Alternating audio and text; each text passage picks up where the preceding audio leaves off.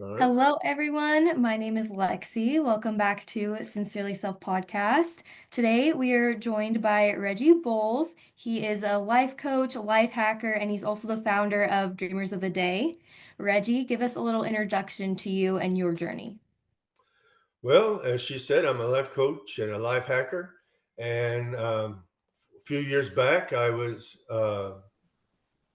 really getting to manifesting and law of attraction. But a lot of these guys, they just weren't making sense to me. It's too multi-leveled. It wasn't straightforward. And then I located it or found out about a lady that's no longer with us and read her book. She used to live down in Texas. I don't know if you ever heard of her, Aline Hatzel. I haven't heard of that book, Oh, no. well, it's quite a story. Anyway, Uh-huh. what she said made sense to me, and also her own things, what she did, there could not just be luck there. And it's more than just working hard and also using manifestation. There's a little something special. You can't do all the things she did and win if it's just luck. So, what she said and taught about manifestation made a lot of sense, and she made it so simple. So I started doing that, and also my own life journey. Just I did a lot of traveling around, working different jobs, and sometimes bumming around. You can call it that. And I discovered a lot of things along the way, what worked for me, what didn't work. And then I basically just started putting things together, and my life got better and better and better. Yeah, I love that. I feel like when you start getting into manifestation and just mindset work as a whole, there's always kind of one person that's already in the space that kind of you just resonate with and Right. that kind of guides you. So, mine was Joe Dispenza. So I love how you were like taking inspiration from her story because that's the same thing I did with Joe Dispenza. So that's awesome. The name I'm not really familiar with. I've heard the name. Oh yeah, yeah, yeah. He's awesome. He has some amazing books. But something I wanted to ask you, Reggie, is a topic that you speak a lot about for Dreamers of the Day Right. is your thoughts and just how your thoughts create your reality. So for our listeners who don't know much about that topic, just explain it for us. Well, it's the belief that with enough power behind it, energy, any wish has to manifest. Because I like to tell people, and you've probably heard it from other teachers as well, your thoughts matter. Literally, your thoughts matter. Especially when you start realizing who and what you are and the own power you have, that when you contemplate something, it will come to pass, good or bad, but you affect things by your thoughts. And like I say, the law of attraction is always working, but you need to make it work for you. Exactly. I think a lot of the time we fail to realize that our brain doesn't realize the difference between what we're thinking and what's actually reality. And we can use that to our benefit. It is something that also can hold us back if we're not aware of it. So, Yes. what would you say is the biggest tip to becoming aware of your thoughts? Well, we all, even a lot of people aren't aware of it, we all have a voice. It could be the voice of your teachers, your parents, affects on your own voice, and it's a voice inside your head that talks to you, tells you your belief systems, whatever. And we all make pictures too about what things, how it's going to be, how it's going to turn out. We make pictures of it being very bad, or we can make pictures of it being very good. And these pictures do affect you, how you think and how you act. Your beliefs are your actions. Your thoughts are your actions. You will be affected by this. If I think I can't get through that door, I won't be able to get through that door. It's wide open, but if I believe I can't get through that door, I'll never get through it. Yes. Yeah, we don't realize that we have these kind of limiting beliefs. You know, sometimes the one thing that's holding us back from that success is just simply the belief that we can't do that. So Mm-hmm. I love that you're using the analogy of the door. Right. So walk us through kind of your journey in the space of overcoming self-doubt and fear related to kind of pursuing life coaching and just getting into this space.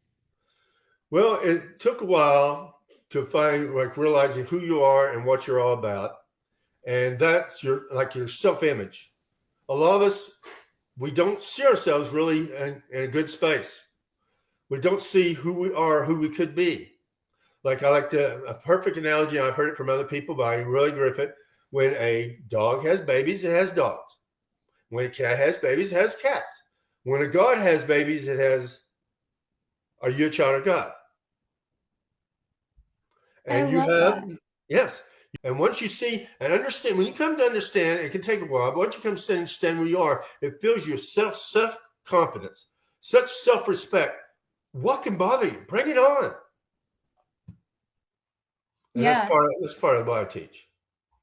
That's awesome. I don't know if you're familiar with Tim's story. He is also kind of like a mentor and a life coach and someone that I've like looked up to on my journey, but he also talks a lot about the viewing yourself as like a child of God and Right. viewing yourself as the worth of that instead of the negative self-talk and the doubt that we inherit in a way from society. And also, once you realize who you are and what's going on around you and the energy has within you, that I believe, whatever your religion, it will continue after death. There's nothing to be afraid of. There really isn't. Just be yourself, do away with self doubt, and uh, do away with whatever's holding you back because there really isn't anything to be afraid of. We all have our moments of fear, we all have our moments of doubt. But once you realize all that, I mean, it kind of calms you down, and there's really nothing to be afraid of. So go ahead and live your life, live your true, authentic life, be yourself. And that's another thing. Two big things I teach, two big things I'm big on is intent and instinct. Trust your gut. Your intent shows you which way to go. What is important? Where are you heading? Your intent, your final outcome. A lot of people get all bogged down by the how. I don't see how I can do it. You don't have to see how. You don't have to know how. Don't worry about the how. What is your intent? What are you heading towards? Where do you want to go? If there's anything you got to worry about, it's not the how, it's the why. A big enough why will overcome any how. Yeah. I love that you use kind of the equation analogy because something that I talk a lot about on Sincerely Self is, yeah, not trying to figure out that middle, the reason, the how you got there, Right. because that's where the limiting beliefs come in. You just have to start showing up as the version of yourself that has already achieved what you want or has already gotten to the thing that you desire. And the how is just going to sort itself out. Oh, yeah. Don't worry about the how. I mean, way back, even in Genghis Khan's day, and I like to use him as an analogy because he was so successful. Whatever you believe about him, good, bad, he was extremely successful. That's why I say success leaves clues. And he taught his men if there's a river that's too difficult to cross, don't worry about how to get across. You must merely want to cross it, and you will cross. A mountain range that's too hard to get across, don't think about how to get across it. You must merely wish it, and you will pass through. Success always lies on the other side of the impossible obstacle. And if you get in trouble, you'll find a way out. He said that way back then. This illiterate hunter herdsman conquered the world. And you think, well, that's just wild thinking. Well, it worked for him pretty well, didn't it? Yeah. Something that you mentioned you talk a lot about in your teachings is how success isn't random. And I feel like that goes Right. along with the story that you were just saying. So, what have you learned with the science behind success? Well, if you take 100, now this is not necessarily people's definition of success, but we'll just go with money right now. Hmm. If you took 100 millionaires and you got them all in a room, you'll come up 100 different ways to make $1 million. But if you start getting into their mindset, you'll find a lot of similarities. Like they all knew what they wanted. They all saw themselves having it. They all knew they was going to get it. And the if I could add a fourth thing, it's attitude. Their self-image. They knew that it's going to come. Even all these 100 people, let's say all 100 of them still, even if they believe, I don't know, some of them might, some of them don't believe in the law of attraction. Some of them will come right down and tell you it's BS, but they all did that, and that is literally the law of attraction. So Yeah, that's behind success. it's even crazier because going back to our thoughts and how our thoughts create our reality, the people who don't believe in the law of attraction, like you were saying, their reality is going to confirm that belief. They're going to Right. see things that confirm what they already believe. So I love how you're like, they all have the common belief of the law of attraction, Yes. and that's how they're succeeding. Yes. Even Yeah, if they it's don't so, realize it. But if you break yeah. it down, like some people, like you tell them something, they'll even get mad at you. But then if you really could sit down and then they'll break it down, that's what they're doing. Hmm. So, what advice would you give the people who get really in their head about the how? Because we've figured out, it's such a simple thing in saying, it's a simple thing to not focus on the outcome or the how. Right. But as people, we tend to just focus on the what we don't know. Right. So, what advice would you give to someone who gets really caught up on that how? You got to decide what you want is more important than what you think or where you've been. Now, how bad do you want it? Like I say, I don't try to convince anybody anymore. I'm just looking for my tribe. But if what I'm saying is making sense to you, then I'll tell you what works for me. But if you want to argue for your limitations, go ahead, argue all day. I can only help somebody who wants to be helped. But like there's a saying, if you want success or if you want to live the life that you want to live, and guy, what you want as bad as you want to breathe after somebody's held your head underwater 5 minutes, then we can talk. But you want to argue against me? I don't argue. I don't debate. I don't debate anymore. This is what I know. This is what I do. If it works for you, fine. If you want to go a different way, go your own way. I mean, I tell you what I think you do, but I've given up on debate. I don't try to convince anybody anymore. It's out Yeah. there. I'll help you. I'm all for you. I'll do everything I can for you. But at the end of the day, it's you. Mm-hmm. Yeah, and I think that's what people need to realize more is sometimes the biggest thing that's in our way is ourselves and just how stubborn we are in our beliefs and not willing to open our mind. And I think sometimes what it takes is being pushed to the point where you have to open your mind up, you Right. know? And a lot of people, you're saying stuff and they get but. And I say, well, you got to get your butt out of the way. A lot of times people, you're out your own way. If you get out of your own way, that's why I talk about trusting your own gut. Most people really know what they need to do to get to where they need to go. If they would just trust themselves, trust their own gut, that it would guide them like a compass, which way to go. Yeah. hmm Yeah, we don't realize the power of our intuition. I've Right, also used the analogy of a compass because when you are really in tune with yourself, you just can feel it. You can just feel what is right for you and what right. is not right for you anymore, or what you've outgrown or what you need to go towards. So I love how you're like, you will know if you can trust yourself. One of my big things I tell people: don't make compromises against yourself. hmm That is a really big thing. It's just like if something's dragging you down, you need to get rid of it. Now, a lot of times you go on a path of self discovery, things will drop on their own. You don't have to worry about it. Friends, family, they'll drop on their own if they're holding you back. But like say a top Olympic swimmer could not win, could not even get in the competition if he had a big thing holding him down around his neck. The best can't do it, so why are you doing it? hmm Like I say, sometimes it's hard, sometimes it hurts, but you're going to have to let some people go their own way. And quite often, it's the people around you holding you back because they don't know you. Even your parents don't know you. Like I can tell people, up to a certain age, you can blame your parents. After that, it's on you. hmm You're in the driver's seat now. You're at the wheel. Whatever happened in the past, it's on you. Like I said, your parents, love them or forget them. They're your parents. They did the best they knew how. Now you're an adult. Get on with your life. I have to, some people need to hear that.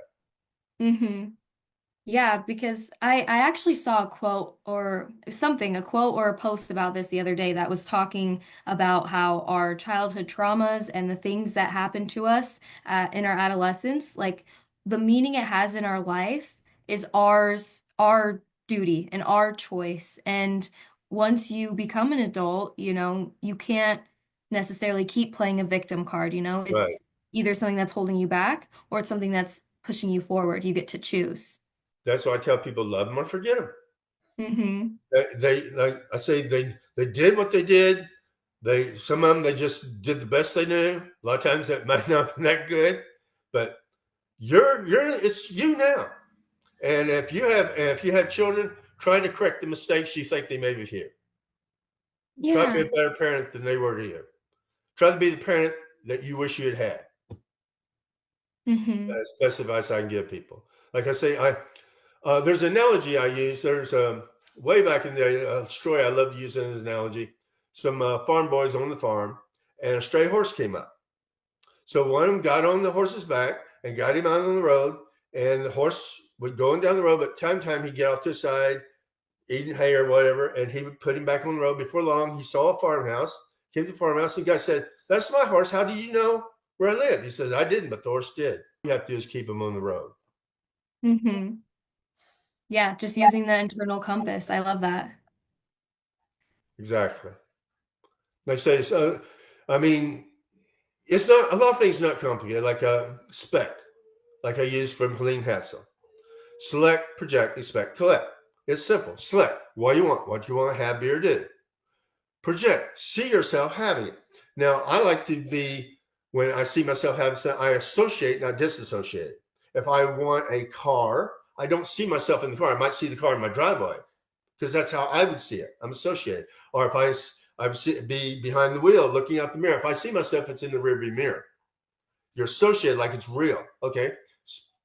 Select, project, expect. It's coming. You've ordered it. Just like at a restaurant or online, it's coming. It may come tomorrow, may come next day. I may have to check when it's coming in, but it's coming. Then the fun part, collect. But I always tell you, you got to expect to collect. It flows together. So that's spec. That's what I got from Lean Hassel. Select it, project it, expect it, collect it. When she first got into this, she's just a housewife in Texas. And she read a book on positive thinking. It's written by a doctor, so it had to be correct, right? She didn't know any better. Yeah. And one thing just really resonated with her. It said, you can have anything you want, as long as you know what it is, and you can see yourself as already having it. And she thought, wow, that's kind of neat. And she went to her husband and said, why would you like to have it? He just happened to have it. I think it was either a newspaper or a magazine. Well, there's this contest for outboard motor. He's a fisherman.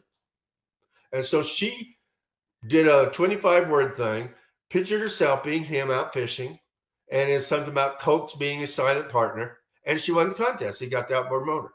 And she started winning again and again, one for herself, one for her children. She won money, cars, trips, a house, and Wow. then wrote a book and became a millionaire. So, all from that, she just believed. Like I said, she didn't know any better. And I mean, he's a doctor, Hmm. right? He's got to know what he's talking about. So she just bypassed the doubt part, just bypassed it and just went with it. And like I said, winning that many times, there's got to be something here more than just luck. A lot of people, Yeah. myself, I talk about manifesting, but you might have to put some work in. Sometimes it'll fall into your lap like a fire skip. I've had that happen. I just think about it and boom, it's there. But other times I have to take some kind of step to get it. Perfect analogy I like to use, people talk about the lottery. And when I tell people, do you want to win the lottery or would you like to be a multimillionaire? See, the how is not important. Okay, but let's go with the lottery example. There's a story, this guy just prayed and prayed and prayed to win the lottery. He's just praying and praying. This is a sincere prayer. He was going to do great things with it. Go win the lottery, help his friends, help his family. And so much time passed, he said, Lord, why are you not letting me win the lottery? I prayed and I prayed. And that night, the angel of the Lord appeared to him and said, have you considered buying a ticket? See, sometimes you have to take a step. Small as Yeah. it may be, but meditation is great, manifesting is great, but sometimes you have to actually take a step towards what you want to do. So, like I say, the difference between how much is work, what percent. People have asked me that in podcasts. What percentage is work? What percentage is manifesting? It's a dance. It's a dance. They work Hmm. together. Yeah. I think people forget or maybe even don't realize if they're trying to get into manifestation, they think, oh, if I just repeat these affirmations or if I just see myself in the car or in the house, then I'm gonna get it. But they don't realize you can't have the resistance. You can't have the when is this coming, expecting it, waiting for it to be there. You just have to believe that it's already yours. So I love that the analogies that you've given, like that's just a common theme throughout all of them, is just the belief that it's already yours. There was this motivational speaker back in the day. I don't know if you ever heard of him, called Jim Rohn. Oh yeah, yeah, yeah. Yeah. One thing that he said I really liked, and I'm really not even that big a fan of his, although some like let's say that because in my mind, to me, he's boring. I'm sorry. Mhm. I like some things he says, but to hear him speak, not so much. But we'll go with this. He used to say, affirmations with discipline create miracles. Affirmations without discipline is the beginning of delusion. And that stuck with me. So sometimes, affirmations are great. And I get affirmations where they come. Affirmations, incantations, whatever works for you. I mean, if you make an affirmation, I think you really need to feel it, Yeah. really get into it. But you also might have to take some steps. With discipline. That's discipline could mean action. I'm not sure what he meant when he said discipline, but that's quite often that's a mindset when you talk Hmm. about discipline. And Oh what's yeah. like I said, I'm big on attitude. Attitude to me is real important. Even way back in the day, W.C. Fields said attitude is more important than anything. And I've had people argue with that, and I agree with him. He says it's more important than money, skill, anything. Because attitude is who you are, how you see yourself. And that will make a big difference in your manifestation, your dealings with people, or anything else. When you have that much self-respect, that much self-confidence, what can bother you? So many people, you're worried about what somebody's. Oh, okay, another thing I tell people especially when you first start manifesting, keep it to yourself. Unless you Hmm. know somebody of like mind, keep it to yourself. No bragging before bagging. Yeah. Because sometimes I think people even put their energy on things without even meaning to. And Right, so then that's even more so weighing on the outcome of whatever you're trying to achieve. So I love how you're like, kind of keep it to yourself because it's so true. And I don't think we really realize it. right.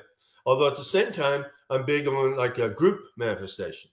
I think Yeah. a bunch of like-minded people together, it makes a big difference. Like I said, it's all energy. It can work for Hmm. you or work against you. And illustration I use that. Have you ever heard of Art Bell? I have not. He was a very popular radio announcer. Had a radio program back in the day. I think it's called Midnight in the Desert. Very popular late night program. He'd talk about this, that, and everything. Spooky things, spiritual things, UFOs, whatever.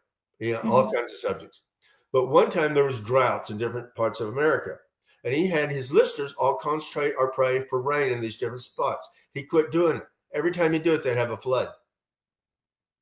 Wow. Yeah. So group intention is powerful. It makes a difference.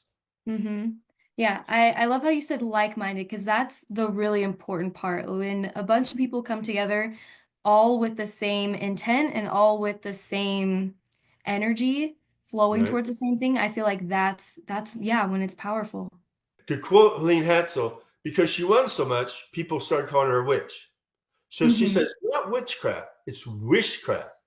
But even Helene Hatzel said, when you get serious about this thing, you need to join a group. Now, she joined a group of contesters that helped her keep positive and know about new contests, and hearing about other people's wins was encouraging. Now, I say even witches join covens. So Hmm. whatever you're into, it makes a difference. Group think affects things. It's very, and Yeah. especially young. And there's the old saying, and it's so true. You are the sum total of the five people you spend most time with. If Hmm. you if you're a bum and you spend time with four very successful people, it's not going to be that long before you are not going to be a bum anymore. Hmm. Yeah, It's community true. is huge. Yeah. Yeah. So with community, Reggie, tell us a little bit about Dreamers of the Day. Well, Dreamers of the Day, we haven't done so much group thing. I'm going to form a private group on Facebook, but mostly Hmm. it's about joining a group that they give you energy, you give them energy, because it's all about energy. You don't have to meet face to face. That's why it's online. I mean, Hmm. I can be contacted. I'm all over social media, so people can get in touch with me. And I talk to people whether they're in the group or even if they're not in the group. Somebody has a question, I'll do my best to answer it for them. But mostly, once you join a group and you get that energy with you and the other people, you give them energy, they give you energy. Once again, I refer to Aline Hassel, her amazing story. She was, once again, she was winning everything, and she went to some kind of a business function of her husband's, if I remember correctly, and is having drawing for a boombox. Boombox was big in day. She thought, oh, our daughter would really like that. And everybody Hmm. sees her, and I say, oh, well, there's no need to join the contest now. Helene's in it. They gave her their energy. Yeah, just expecting that she would win. And so they asked her if she wanted to draw it. She said no, because, people, let somebody else draw. And somebody said, I'll get up draw. I'll make sure Helene doesn't win. So she dug her hand in the bowl, really down, real deep, brought out Helene Hatzel. Wow. See, group energy. Uh-huh. They were all thinking she's going to win. So guess what? She won. And some people say, well, this is too much woo woo. But we start getting into this and you start realizing and you get into a group, you'll notice the difference. Like a person can manifest on their own. That's true. I've done it. But when you get together some other people thinking the same way, that energy, it makes a big difference in your life. Yeah. Yeah, I don't even think it's like a question of whether manifestation is real anymore, you know? It's just a Right. question of whether you're going to use it in your own life to succeed or if you're going to keep believing your limiting beliefs and stay stuck in the same place. Also, a lot of people, once they get some skin in the game, now they put it forward. Now, Hmm. people don't like to be proven wrong. So now you're going to see if this works. You put skin in the game. It makes also a difference. If you stand back here, well, I'll kind of half-heartedly go about it. I'll manifest next week. I'll sit down, man. No big deal. No, guess what? It's maybe not going to work for you. But like I Yeah. said, groups are important. If you don't want to join my group, join a group. Find somebody like-minded. If you want to work manifestation or be a success in life, however you want to put it, you need to get around a group of like-thinking people because it makes all the difference in the world. You only need three things in life: a wishbone, a backbone, and a funny bone. I love it. That's the motto to live by, really. Mhm. Thank you so much, Reggie, for sharing your insight with us today and sharing all of your teachings. So, like Reggie said, you're on social medias, you Yep. have your My dreamers group, of the day, Dreamers of the Day. and yep. So, I will have all those linked in the show notes so everyone can go and learn more from Reggie. Seriously, his teachings are amazing and his Thank you. insight is incredible. So, go and check those out. And thank you for sharing with us today. You're more than welcome. I hope I've helped somebody. Yes, thank you. And I will see you guys next week.